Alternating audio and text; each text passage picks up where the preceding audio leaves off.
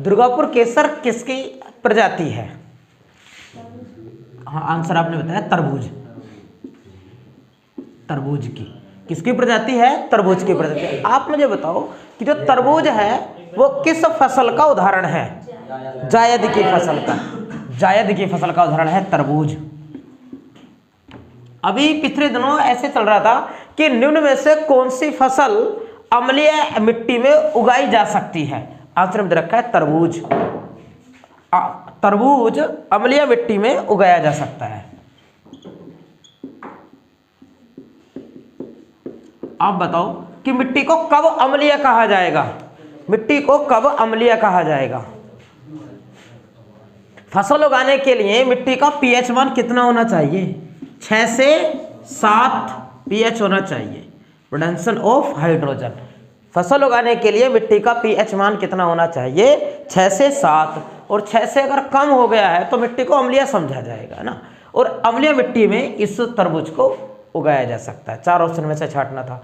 पिछला अभी एक एग्जाम और था, कोई सा टीचर लेवल का एग्जाम था, उसमें पूछा गया था कि निम्न में से कौन सी फसल लवणीय मिट्टी में उगाई जा सकती है? ऐसे करके ऑप्शन रखे थे, निम्न में से कौन सी फसल लवणीय मिट्टी में उगाई जा सकती है? तो वहां आंसर दे रखा था नारियल। और ऑप्शन से बिल्कुल निकाल पाते हैं उसको, ऑप्शन से बिल्कुल निकाल आता, क्योंकि जो नारियल है, नारियल भारत के किस राज्य में उत्पादित होता है सबसे ज्यादा? केरल राज्य में, तटीयवर्ती क्षेत्र में होता है। और केरल जो राज्य है सागर से लगा हुआ है, अर्थात सागर के तटीय वाला क्षेत्र, वहां का जो क्षेत्र वो उसमें हल्की लवणता पाई जाती होगी। तो ऑप्शन से बिल्कुल ऐसे थे कि ऑप्शन से हम बिल्कुल निकल पाते हैं उसमें से। किसकी प्रजाति है दुर्गापुर केसर? तरबूज की। पिछले दिनों और पढ़ाई, कल्याण सोना किसकी प्रजाति है? कल्याण सोना किसकी प्रजाति है? गेहूं की प्रजाति है। मूंगफली के 2 रोग हैं, एक तो टिक्का है, जस्ते की कमी के कारण लगता है, और दूसरा है पोलीफली। पोलीफली आपको बताना है कि पोलीफली किसकी कमी के कारण होता है? कैल्शियम की कमी के कारण। किसकी कमी के कारण होता है पोलीफली रोग? मूंगफली में कैल्शियम की कमी के कारण होने वाला रोग है। कौन सा राज्य करता है मूंगफली का उत्पादन सबसे ज्यादा?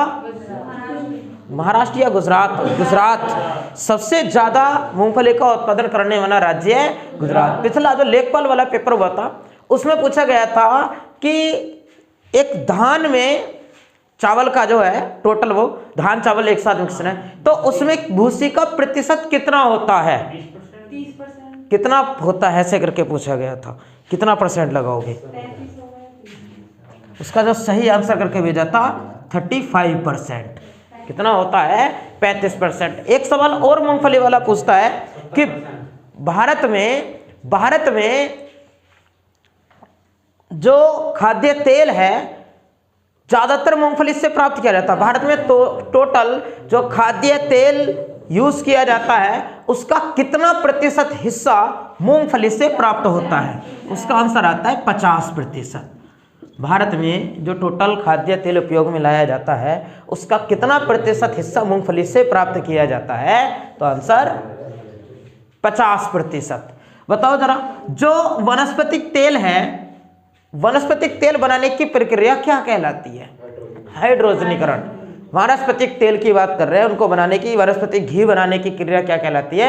हाइड्रोजनीकरण कहलाती है। पिछले दिनों मैंने पढ़ाया हो कि वनस्पति घी बनाने में किस उत्प्रेरक का प्रयोग किया जाता है? निकेल उत्प्रेरक।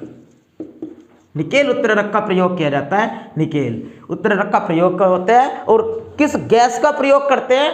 तो हाइड्रोजन का। क्रिया क्या कहलाती है? हाइड्रोजनीकरण। एक सवाल और ऐसे ही पूछा हुआ है, एसएससी का प्रश्न है कि शुद्ध देसी घी में मिलावटी घी का पता लगाने में किसका प्रयोग किया जाएगा? तो निकेल का। निकेल का। और बताओ, आर्सेनिक प्रदूषण का एक सवाल पूछता है। आर्सेनिक, पहले तो बताओ कि सबसे ज्यादा आर्सेनिक प्रदूषण कहाँ मिलता है? भारत के किस राज्य में या सबसे ज्यादा आर्सेनिक प्रदूषण पाया जाता है? सबसे ज्यादा पश्चिम बंगाल राज्य में। सबसे ज्यादा आर्सेनिक प्रदूषण है पश्चिम बंगाल राज्य में। और केरल में जो प्रदूषण है, केरल में रेडियोधर्मी प्रदूषण। रेडियोधर्मी प्रदूषण केरल राज्य में सबसे ज्यादा। रेडियोधर्मी प्रदूषण आपको याद हो कि भारत केरल राज्य थोरियम का उत्पादन करता है, जो रेडियोधर्मी पदार्थ है, उसका इसका मोनोजाइट है। तो रेडियोधर्मी प्रदूषण केरल राज्य में, और आर्सेनिक प्रदूषण सबसे ज्यादा पश्चिम बंगाल में। पश्चिम बंगाल में भी कोलकाता में सबसे ज्यादा आर्सेनिक प्रदूषण होता है। एक सवाल है कि यदि व्यक्ति को बंदूक की गोली लगने पर उसके शरीर से सभी गोलियां यदि नहीं निकाली जाती तो किस प्रदूषण के कारण रोगी की मृत्यु हो जाती है? आर्सेनिक प्रदूषण के कारण। कौन सा देश है पूरी दुनिया में जो देश सबसे ज्यादा उत्पादन करता है कोबाल्ट का? विश्व का कौन सा देश सबसे ज्यादा कोबाल्ट का उत्पादन करता है? तो जायरे। कोबाल्ट उत्पादक सबसे अग्रणी देश कौन सा है? जायरे। सबसे ज्यादा कोबाल्ट का उत्पादन होता है। बाकी बताओ कौन सा देश सबसे ज्यादा उत्पादन करता है सोडियम का? सोडियम का उत्पादन सबसे ज्यादा कौन सा देश करता है? चिली। सोडियम उत्पादन में अग्रणी देश है चिली। आयोडीन उत्पादन चिली। और कौन सा देश सबसे ज्यादा नमक का उत्पादन करता है? नमक, चिली। भारत में गुजरात। और नमक अनुसंधान भारत में संस्था कहाँ है? भावनगर। भावनगर में है, गुजरात के अंदर। भारत का कौन सा राज्य सबसे ज्यादा एस्बेस्टॉस का उत्पादन करता है? एस्बेस्टॉस। राजस्थान राज्य। एस्बेस्टॉस कैल्शियम और मैग्नीशियम का मिश्रण है। और एस्बेस्टॉस से क्या तैयार किए जाते हैं? अग्निशामक वस्त्र। आग बुझाने वाले वस्त्र अग्निशामक से तैयार किए जाते हैं। कैल्शियम और मैग्नीशियम का मिश्रण है। भारत में सबसे ज्यादा राजस्थान उत्पादन करता है और देशों में सबसे ज्यादा कनाडा उत्पादन करता है। दुर्गापुर केसर किसकी प्रजाति है? तरबूज की प्रजाति है दुर्गापुर केसर। तरबूज कैसी फसल का उदाहरण है? जायद की फसल का। अम्लीय मिट्टी, बताओ अम्लीय मिट्टी को सुधारने में किसका प्रयोग करते हैं? जिप्सम। अम्लीय मिट्टी को सुधारने में किसका प्रयोग करेंगे? जिप्सम। अम्लीय मिट्टी को सुधारने के लिए चूने का। हाँ बताओ। एक अगर ऐसे पूछते कि मृदा सुधारक धातु किसे कहा जाता है, तब क्या करोगे? मृदा सुधारक धातु किसे कहा जाता है? जिप्सम को। तो क्षारीय मिट्टी को सुधारने में किसका प्रयोग किया जाता है? जिप्सम को। और अम्लीय मिट्टी को सुधारने में किसका प्रयोग किया जाता है? चूने का। अम्लीय मिट्टी को सुधारने के लिए चूने का, क्षारीय मिट्टी को सुधारने के लिए जिप्सम का। जिप्सम का प्रयोग, एक सवाल ऐसे पूछा हुआ है कि निम्न में से कौन सा वो पदार्थ है जिसका प्रयोग एक डॉक्टर भी करता है, एक किसान भी करता है इसका प्रयोग, और इसका प्रयोग एक इंजीनियर भी करता है, मिस्त्री, राजमिस्त्री। जैसे जिप्सम डॉक्टर किस रूप में करता है? जिप्सम का प्रयोग प्लास्टर ऑफ पेरिस के रूप में मरहम पट्टी करते समय इसका प्रयोग करता है। किसान क्षारीय मिट्टी को सुधारने में करता है। और एक राजमिस्त्री यानी इंजीनियर सीमेंट वगैरह बनाया जाता है तो उसका सीमेंट बनाया जाता है। सीमेंट बनाने में कितना % सीमेंट में जिप्सम पाया जाता है? सीमेंट में कितना % जिप्सम होता है? 2 से 2.5%। सीमेंट में कितना प्रतिशत जिप्सम होता है? 2 से 2.5%। आप मुझे बताओ कि सीमेंट में जो जिप्सम मिलाया जाता है वो क्यों मिलाते हैं? देरी से जमने के लिए। अगर दीवार पर प्लास्टर किया, प्लास्टर जितनी जल्दी सूख जाएगा उतना कमजोर रहेगा, जितना देरी से सूखता है उतना ज़्यादा उसमें मजबूती आती है। तो वो देरी से ही जमना चाहिए।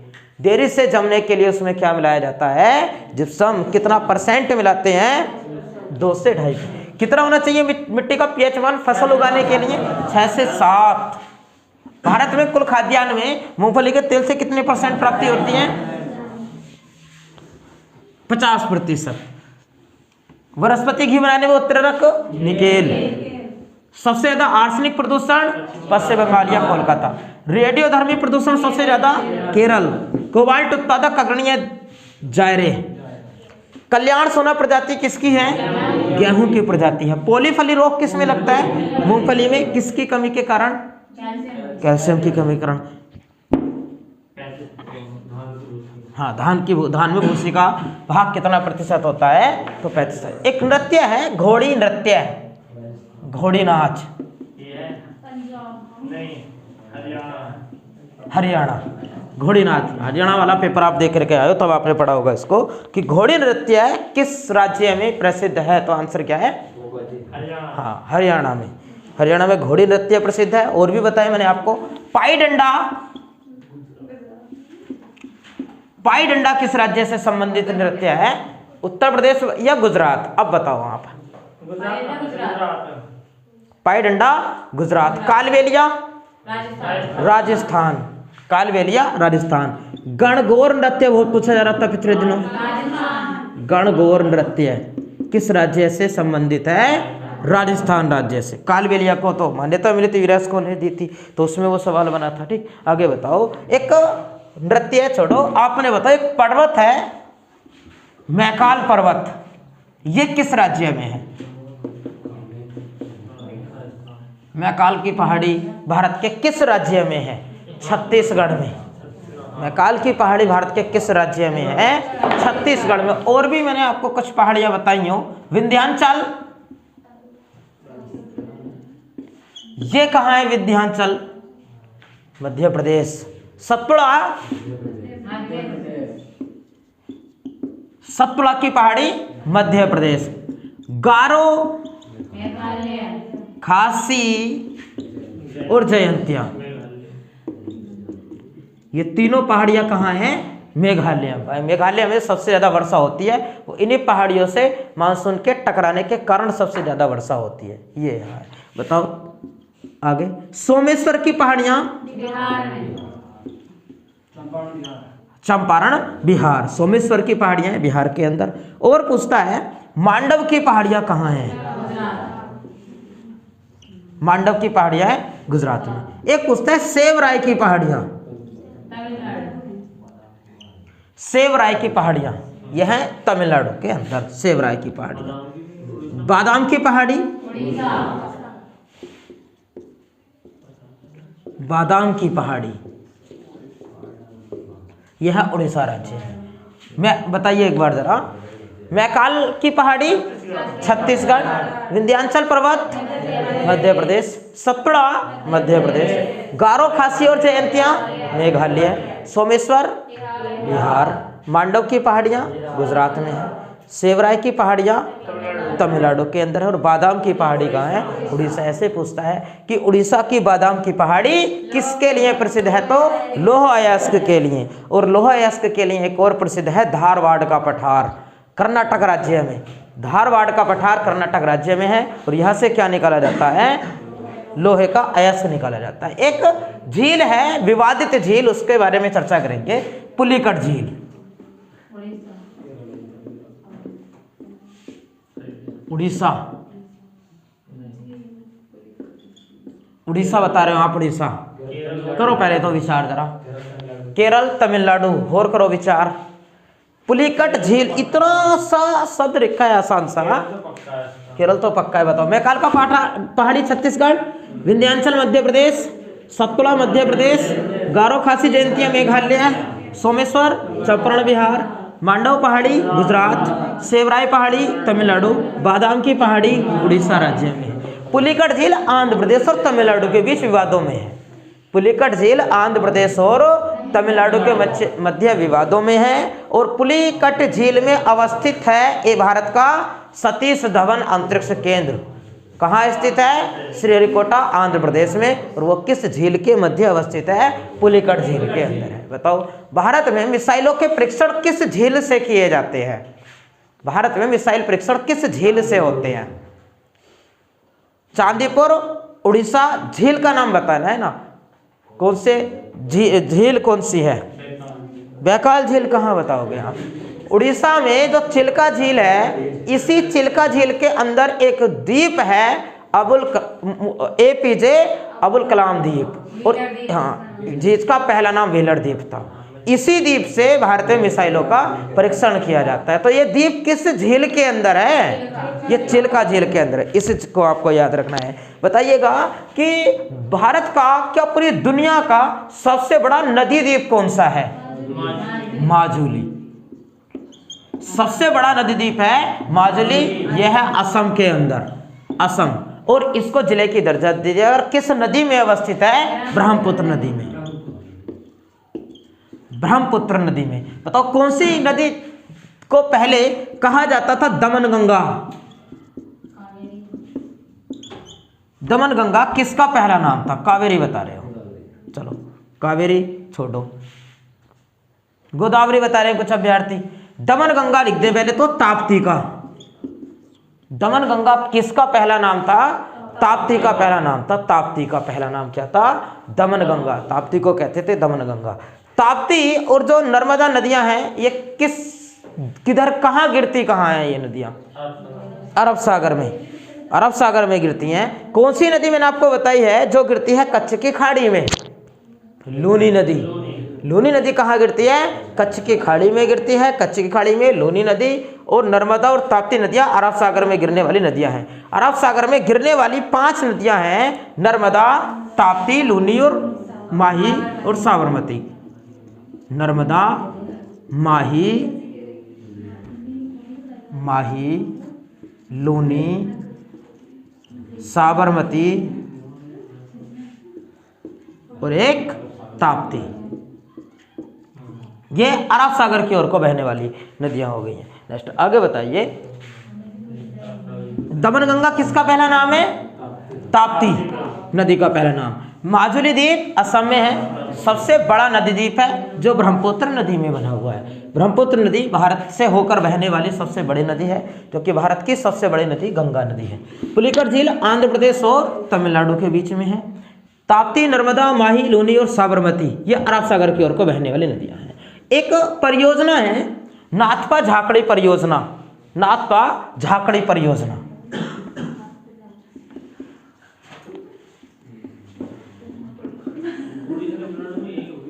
नाथपा झाकड़ी परियोजना किस राज्य में है, किस नदी पर है, ये बातें बतानी है आपको। नाथपा झाकड़ी परियोजना किस राज्य में व किस नदी पर है? केरल में बता रहे हो, गलत बात है। नाथपा झाकड़ी परियोजना है सतलज नदी पर। नहीं, सतलज नदी मध्य प्रदेश में कहाँ जा रही है? राज्य तो खुद ही बता दो कि हिमाचल प्रदेश।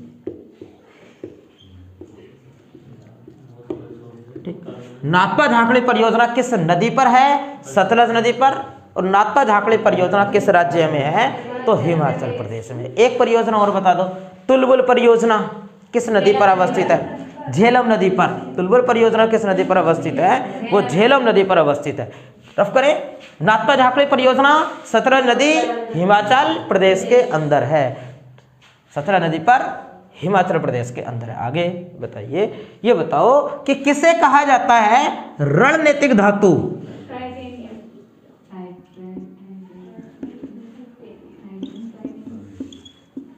रणनीतिक धातु किसे कहा जाता है? टाइटेनियम। सही आंसर है। रणनीतिक धातु किस धातु को कहा जाता है? टाइटेनियम को रणनीतिक धातु कहते हैं। आशा की धातु किसको कहते हैं? आशा की धातु किसे कहा जाता है? आशा की धातु। नाथपा झाकड़ी परियोजना नदी सतलज, राज्य है हिमाचल प्रदेश। राज्य है हिमाचल प्रदेश। रणनीतिक की धातु कहते हैं टाइटेनियम को, और आशा की धातु कहा जाता है यूरेनियम को। आशा की धातु किसे कहा जाता है? भविष्य की धातु किसे कहा जाता है? भविष्य की धातु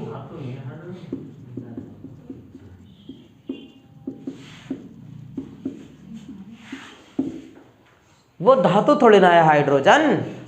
अगर ये कहते हैं भविष्य का ईंधन किसे कहा जाता है, तो आंसर हो जाता हमारा आशा की रणनीतिक धातु टाइटेनियम। टाइटेनियम। आशा की धातु यूरेनियम।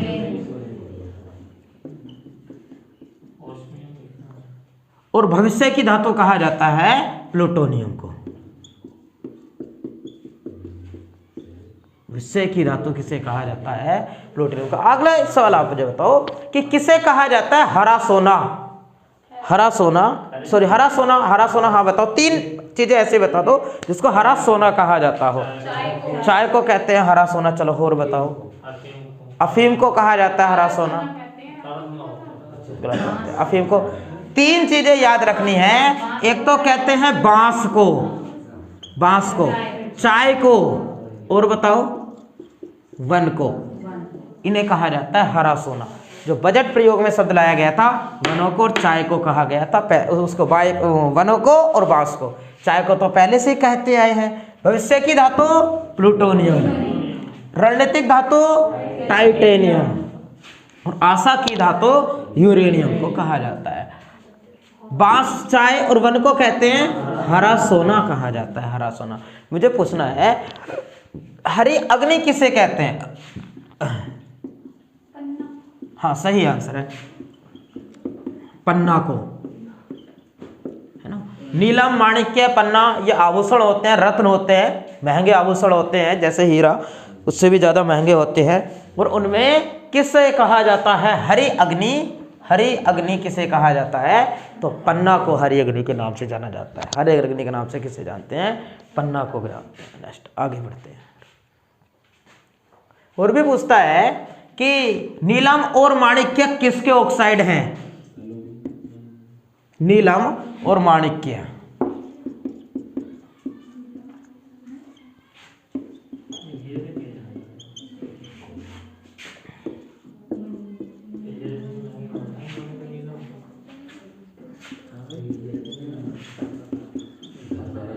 किसके ऑक्साइड हैं?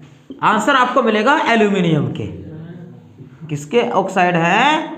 एल्यूमिनियम के।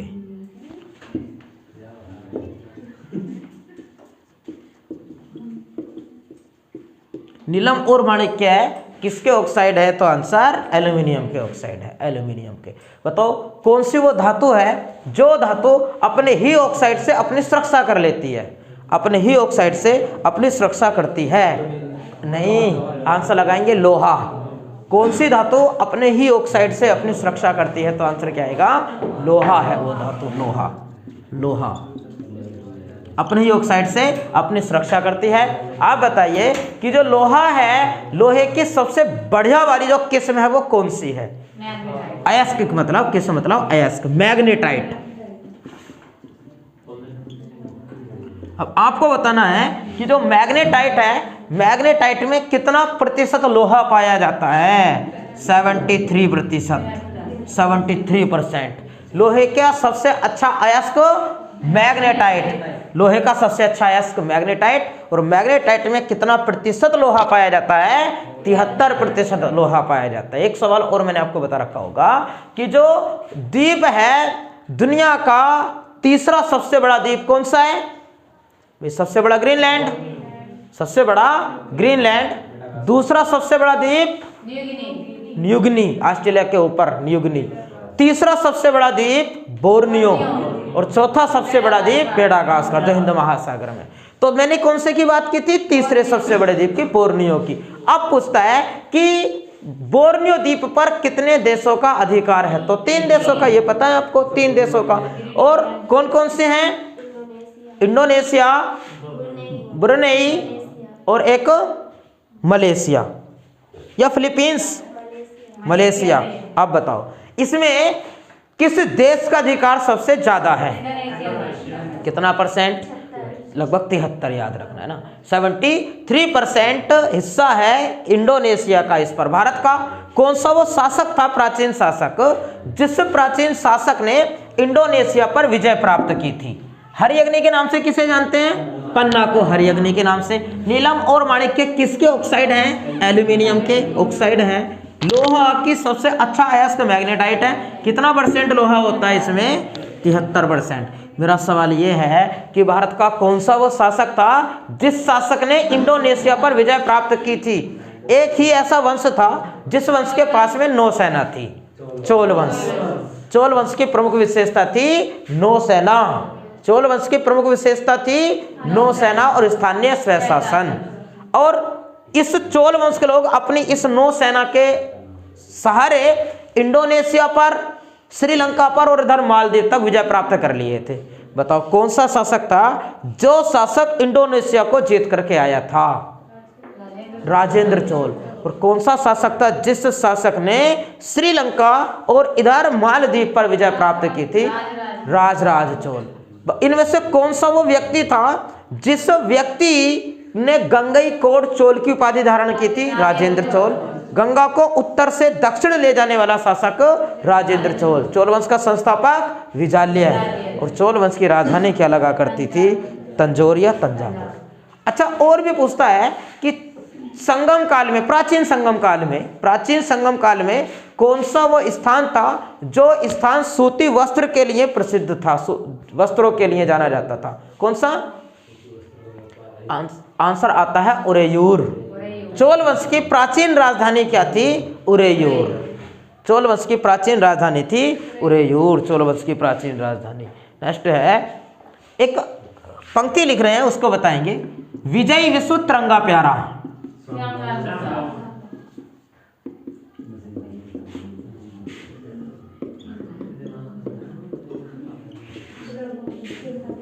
विजयी विश्व तिरंगा प्यारा के रचनाकार कौन है? श्यामलाल गुप्त।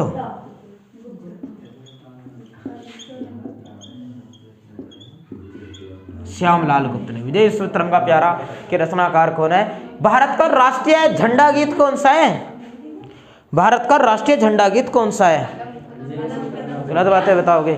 भारत विजय विश्व तिरंगा प्यारा, झंडा ऊंचा रहे हमारा, ये भारत का राष्ट्रीय झंडा गीत है। विजय विश्व तिरंगा प्यारा भारत का राष्ट्रीय झंडा गीत है। और भारत का राष्ट्रीय झंडा गीत विजय विश्व तिरंगा प्यारा के रचनाकार कौन है? श्यामलाल गुप्त। आप बता रहे हो कदम कदम बढ़ाए जा, यह भारत का राष्ट्रीय सेना गीत है।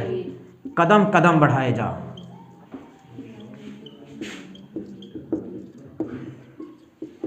यह भारत का सेना गीत है। और इस गीत के रचनाकार आप मुझे बताओ कि कौन थे? कदम कदम बढ़ाए जा, खुशी के गीत गाए जा, ये जिंदगी है कौम की, कौम पर लुटाए जा, ये गीत, ये पंक्तियां किसने लिखी हैं? ये सुभाष चंद्र बोस की पंक्तियां हैं।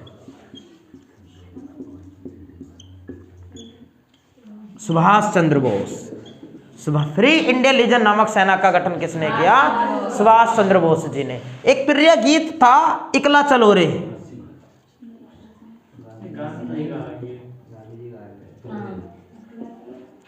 इकला चलो रे, इसके रचनाकार कौन थे? पहले आप मुझे बताओ गांधी जी का प्रिय गीत कौन सा था?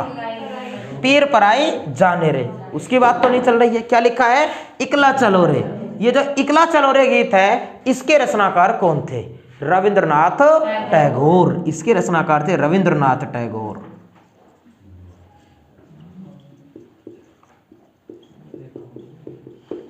इकरा चलो रे गीत के रचनाकार रविंद्रनाथ टैगोर जी थे। और वो अलग प्रश्न है कि गांधी जी का प्रिय गीत कौन सा था? वैष्णव जनमत तो पीर पराई जाने रे। शॉर्ट में लिख दिया, आपको इतना ही मिलेगा, पीर पराई जाने रे, पीर पराई जाने रे, वैष्णव जनमत तो पीर पराई जाने रे। इसके रचनाकार कौन थे? नरसिंह मेहता। इसके रचनाकार थे नरसिंह मेहता। और भी पूछता है कि जब आंदोलन चल रहा था सविनय विज्ञान आंदोलन, सविनय विज्ञान आंदोलन तो खैर बाद में शुरू हुआ, पहले ही गांधी जी ने दांडी यात्रा प्रारंभ कर दी थी। 12 मार्च से शुरू हो गई थी दांडी यात्रा, 12 मार्च 1930 ईस्वी से। 5 अप्रैल को पूरी हुई, 6 अप्रैल को मुट्ठी भर नमक बनाकर तब सविनय विज्ञान आंदोलन शुरू हुआ। तो अब प्रश्न ये पूछेगा कि गांधी जी की दांडी यात्रा के दौरान उनका प्रमुख गीत कौन सा था? रघुपति राघव राजा राम और पतित के पावन सीताराम। ये वाला गीत उनका दांडी आंदोलन के समय प्रसिद्ध हुआ था। बताएंगे, आगे चर्चा करते हैं जरा। नेक्स्ट, पीर पराई जाने रे के रचनाकार नरसिंह मेहता। किसका प्रिय गीत है? गांधी जी का। गांधी जी ने किस पुस्तक को अपनी माता की संज्ञा दी? भागवत गीता को। गांधी जी ने किस जेल को मंदिर की संज्ञा दी? यरवदा जेल को। कहाँ है यरवदा जेल? अंडमान को। और गलत बातें बताओगे।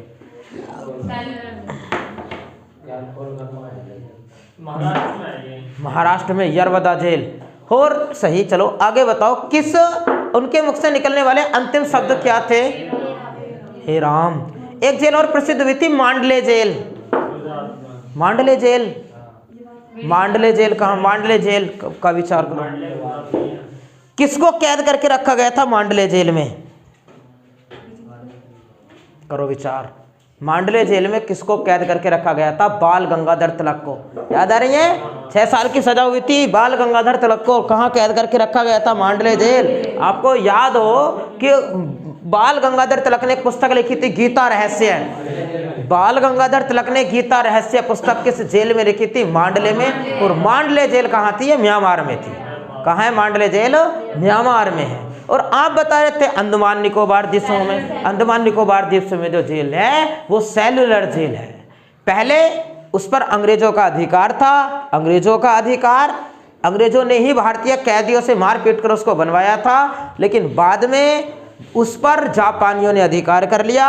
और आपको याद हो कि जापान, सिंगापुर, इन देशों से एक सेना का गठन कर लिया था भारत के कुछ वर्कर्स को छुड़ाकर सुभाष चंद्र बोस ने।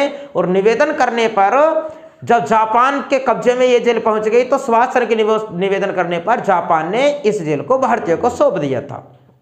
ये वो जेल थी, कौन सी? Cellular jail. काला पानी की सजा के नाम से यहाँ की जेल को जाना जाता था, काला पानी की सजा। बताओ कहाँ पीर पराई जाने के रचनाकार हो गए? नरसिंह मेहता, नरसिंह मेहता। विजय विश्व तिरंगा प्यारा के रचनाकार श्यामलाल गुप्त जी। कदम कदम बढ़ाए जा भारत का राष्ट्रीय सेना गीत के रचनाकार सुभाष चंद्र बोस। देश नायक किसे कहते हैं? सुभाष चंद्र बोस को। और इकला चलो के रचनाकार रविंद्रनाथ टैगोर जी हैं। इकला चलो रे। इनकलाब जिंदाबाद का नारा किसने कलमबद्ध किया था? इनकलाब जिंदाबाद, मोहम्मद इकबाल। और इनकलाब जिंदाबाद के नारे को किसने प्रवृत्त रूप दिया? भगत सिंह। इसको प्रवृत्त रूप दिया। केंद्रीय असेंबली में बॉम्ब फेंका था ना 1929 में बटुकेश्वर दत्त के साथ। किस के विरोध में वो बॉम्ब फेंका गया था? बटुकेश्वर दत्त व भगत सिंह ने केंद्रीय असेंबली में बॉम्ब किस बिल के पास होने के विरोध? Public safety bill. Public safety bill के विरोध में ये फेंक। कौन सा वो विटामिन है जो विटामिन मानव शरीर में संचित नहीं रहता है? Vitamin C. संचित मतलब इकट्ठा, कलेक्ट नहीं रह सकता। कौन सा विटामिन है? Vitamin C. बताओ कौन से विटामिन है जो जल में घुलनशील है? जल में बी और सी। और कीड़ा किस में घुलता है? हाँ, ये वसा में, ये वसा में घुलनशील विटामिन है KEDA। और ये जल में, हाँ ऐसे ही कहते हैं ना, बी और सी। कहाँ स्थित है राष्ट्रीय समुद्री विज्ञान संस्थान? केंद्रीय समुद्री विज्ञान संस्थान कहाँ स्थित है? बेंगलोर। बेंगलोर। गलत बातें बताओगे। बेंगलोर, पुणे, उसमें पणजी में, गोवा में, याद है? राष्ट्रीय समुद्री विज्ञान संस्थान कहाँ स्थित है? गोवा, पणजी। कौन सी दो नदियाँ बताई हैं गोवा की? एक तो मांडवी और दूसरी जुआरी नदी। मांडवी किसकी पत्नी थी? भरत की। मांडवी किसकी पत्नी थी? आप बताओ। पुस्तक का नाम लिख रहे हैं टू लाइव्स। टू लाइव्स पुस्तक के विक्रम सेठ। और इसके स्थान पर लिख देते थे टू स्टेट, तो क्या हो जाता? चेतन भगत। इस पर तो फिल्म भी बन चुकी है ना। तो टू स्टेट किसकी है? चेतन भगत की। और लिखा है टू लाइव्स किसकी है? विक्रम सेठ की पुस्तक है। In the heritage of loss, in the heritage of loss, Kiran Desai. SSC में आता था। In the heritage of loss पुस्तक के लेखक कौन है? इसके लेखक है किरण देसाई। कहाँ बताई मैंने आपको? केंद्रीय समुद्री विज्ञान संस्थान पणजी। राष्ट्रीय रासायनिक प्रयोगशाला पणजी, पुणे महाराष्ट्र। राष्ट्रीय रासायनिक प्रयोगशाला कहाँ है? तो पुणे में है, महाराष्ट्र में। बताओ सड़क अनुसंधान संस्थान कहाँ है? दिल्ली। सड़क अनुसंधान संस्थान दिल्ली। दिल्ली के दो एक उपनाम बताओगे, क्या क्या कहते हैं दिल्ली को? दिल्ली को क्या क्या कहा जाता है? दिल्ली को भारत की चलो प्रशासनिक राजधानी हो गई, न्यायिक राजधानी भी दिल्ली है। हाँ, दिल्ली को कहा जाता है रेलियों का शहर। रेलियों का शहर किसे कहा जाता है? दिल्ली को कहा जाता है रेलियों का शहर। भारत का कौन सा शहर बताया जिस शहर को कहते हैं ग्रीन सिटी और गुलाबी सिटी? जयपुर। भारत का कौन सा शहर है जिसको कहते हैं, जिसको कहा जाता है nano knowledge city? Chandigarh. Nano knowledge city के रूप में चंडीगढ़ को। हैदराबाद का जुड़वा नगर किसको बोलते हैं? सिकंदराबाद को। जाने एक अभ्यारण्य है मधुमलाई वन्यजीव अभ्यारण्य, किस राज्य में और किसके लिए प्रसिद्ध है? तमिलनाडु। मधुमलाई। मधुमलाई है तमिलनाडु में और जाना जाता है हाथी के लिए। लेकिन पूछ ले अगस्त्य मलाई,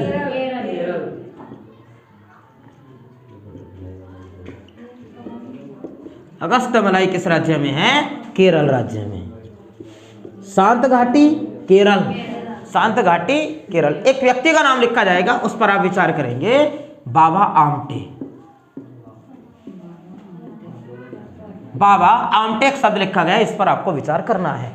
क्या क्या बातें आप जानते हो बाबा आमटे जी के बारे में? करो विचार जल्दी जल्दी। नहीं याद आया? सुनो तो, मैंने आपको पढ़ाया कि भारत में कुष्ठ रोग विरोधी आंदोलन किसने चलाया था? तो बाबा आमटे ने चलाया। कुष्ठ रोग विरोधी आंदोलन किसने चलाया? बाबा आमटे ने चलाया। और बाबा आमटे को क्या कहा जाता है? आधुनिक गांधी। क्या कहते हैं बाबा आमटे को? आधुनिक गांधी कहते हैं। आधुनिक गांधी किन्हें कहा जाता है? बाबा आमटे को कहा जाता है। कब मनाते हैं कुष्ठ रोग विरोधी दिवस? 30 जनवरी को। 30 जनवरी को कुष्ठ रोग विरोधी दिवस। बाबा आमटे कहलाते क्या हैं? आधुनिक गांधी का। एक और है अगस्त कामटे। अगस्त कामटे समाज शास्त्र का जनक किन्हें कहा जाता है? तो अगस्त कामटे को, समाज शास्त्र का जनक अगस्त कामटे को। एक और व्यक्ति है ठक्कर बापा, आदिवासियों के जनक। आप सही है, जनक बता रहे थे अभी तो थोड़ी देर पहले। तो आदिवासियों के मसीहा किन्हें कहा जाता है? ठक्कर बापा को। आदिवासियों के मसीहा ठक्कर बापा को कहते हैं। और जो आदिवासी शब्द है, हरिजन शब्द है, ये शब्द के जनक कौन थे? महात्मा गांधी। आप बताइए कब मनाते हैं विश्व आदिवासी दिवस? 9 जनवरी बता रहे हो, 9 अगस्त बता रहे हो? 9 अगस्त को, 9 अगस्त, 9 अगस्त को। 9 जनवरी को कोई दिवस पढ़ाया? बताओ। प्रवासी। 9 जनवरी। 9 अक्टूबर। और बताओ?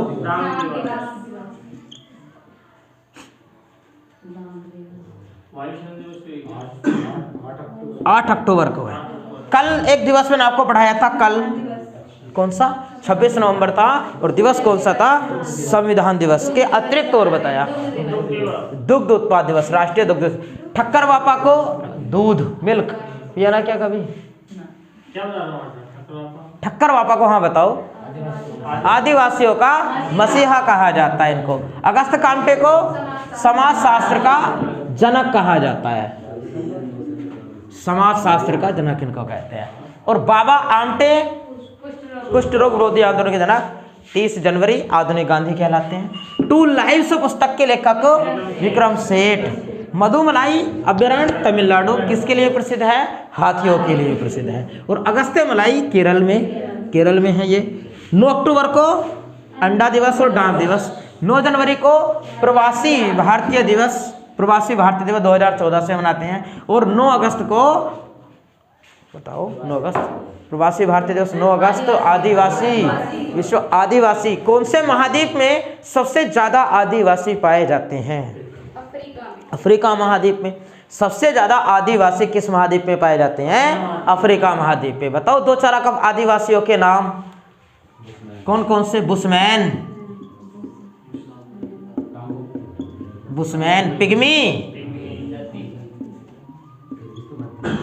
पिग्मी, बुशमैन अफ्रीका के कालाहारी मरुस्थल में पाए जाते हैं।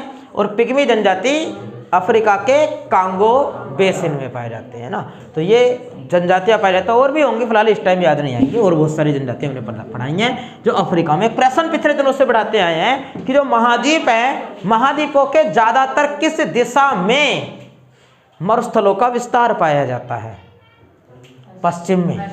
ज्यादातर मरुस्थल के महाद्वीपों के किस दिशा में पाए जाते हैं? पश्चिम में पाए जाते हैं। क्योंकि जल धाराएं जब आती हैं टकराती हुई इस प्रकार से, तो पश्चिम में वर्षा नहीं होने देती हैं। तो पश्चिम में महाद्वीपों के ज्यादातर पाए जाते हैं मरुस्थल। बताओ एक मरुस्थल बताएं, सफेद मरुस्थल कहाँ स्थित है? सफेद मरुस्थल कहाँ स्थित है? अंटार्कटिका में बताओगे, गलत आंसर। सफेद मरुस्थल कहाँ स्थित है? गुजरात। सफेद मरुस्थल कहाँ स्थित है? गुजरात राज्य में सफ़ेद मरुस्थल। कैसे समझाया?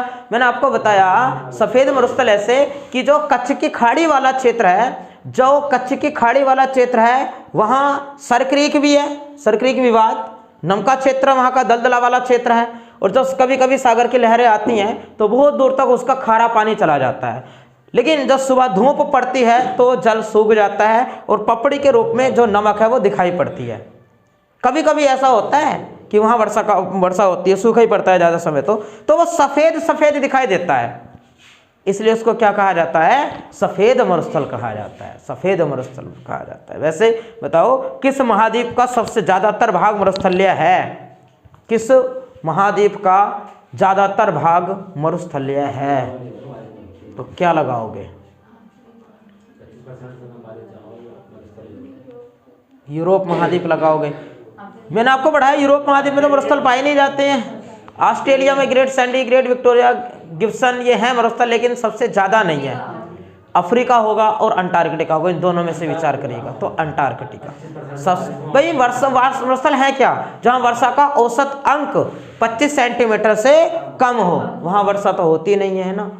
25 सेंटीमीटर से कम तो बर्फ ही बर्फ जमी हुई भी है, तो बर्फ को भी तो मरुस्थल कह सकते हैं ना। जब लद्दाख को मरुस्थल कह सकते हैं, लद्दाख में बर्फ ही बर्फ है दूर तक देखो, तो उसको भी मरुस्थल की संज्ञा दे रहे हैं, तो अंटार्कटिका भी दी जाएगी। और सबसे बड़ा कौन सा हो जाएगा फिर? अंटार्कटिका वाला ही हो जाएगा। ठीक है, आगे बताओ नेक्स्ट।